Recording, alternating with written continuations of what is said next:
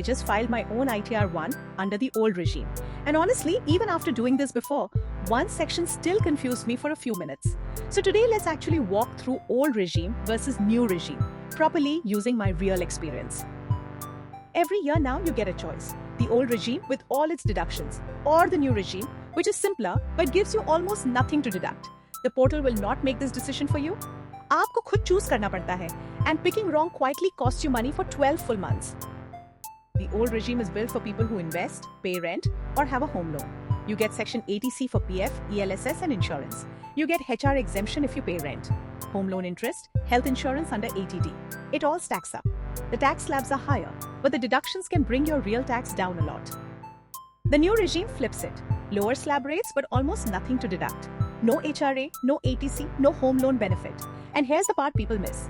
The new regime is now the default. If you don't actively choose the old regime while filing, the portal quietly puts you in the new one.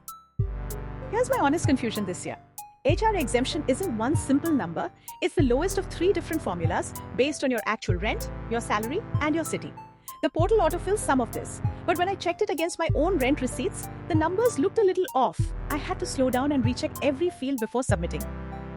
So forget the endless online debates about which regime is better.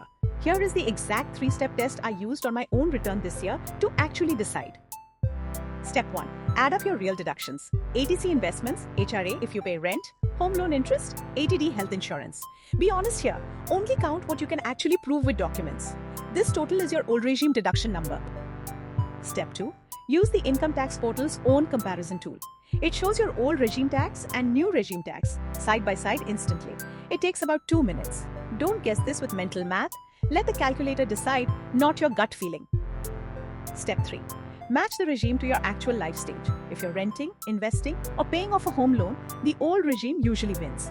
If you have very few deductions and want simplicity, the new regime usually wins. And recheck this every single year, your situation changes, so the right answer can change too. So here's what I actually learned filing my own ITR-1 this year. Read the HRA section twice before you submit.